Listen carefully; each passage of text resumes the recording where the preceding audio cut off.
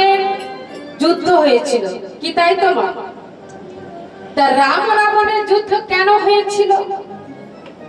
কি বাবা কেউ একজন বলতে পারবে? রাম রাবণের যুদ্ধ কেন হয়েছিল গো?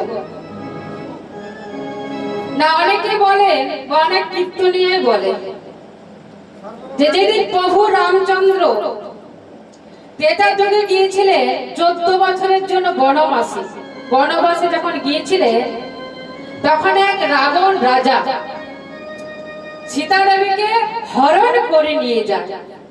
সেজন্য নাকি রাম রাবণের যুদ্ধ হয়েছিল। কি মায়েরা এই কথাটাই তো বলে, তবে এটা কিন্তু সত্য নয়। তাহলে কোনটা সত্য? বলছে রাম রাবণের যুদ্ধ কেন হয়েছিল। এই যে মায়েরা আপনারা এখানে একটা রাধা মাধবের বা গৌর গোবিন্দের মন্দির করেছে, প্রতিষ্ঠিত করেছে, তা সেখানে কিসের ঘট বসানো আছে গো?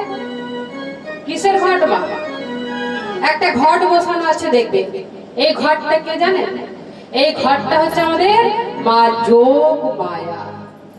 তাই প্রত্যেকটা মন্দিরে দেখবেন মা যোগ মায়ের ঘট বসানো থাকে।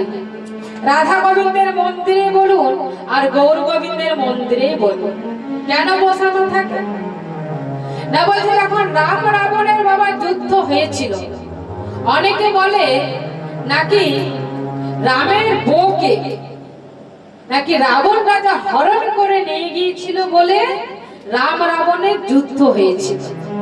আচ্ছা বাবা আপনারাই বলুন, রাম তো ভগবান, তাহলে রাম যদি ভগবান হবে, তাহলে রাম যদি ভগবান হয়, তাহলে সে কি বাবা জানতো না যে আমার আজকে বউ চুরি হয়ে যাবে?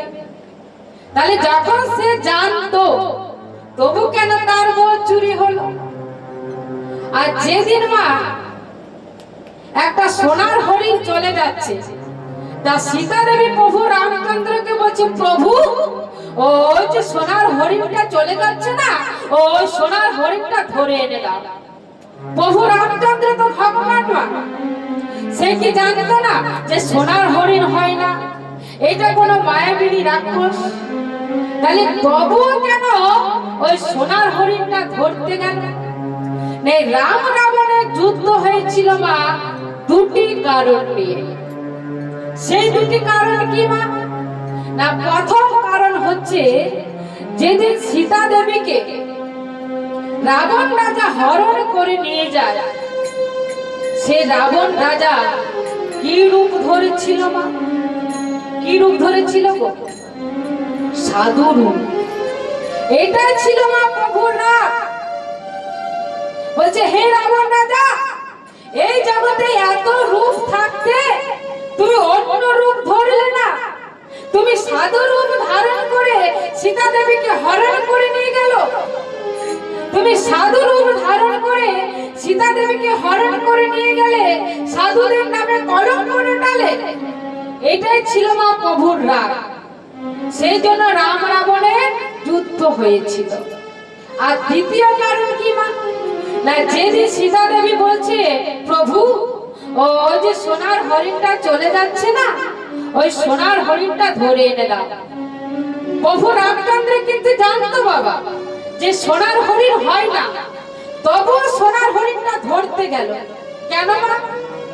না প্রভু রামচন্দ্র জানে যে আমি যদি সোনার হরিণ ধরতে না যাই, তাহলে রাবণ রাজা কোনদিনও সীতা দেবীকে হরণ করতে পারবে না। কেন?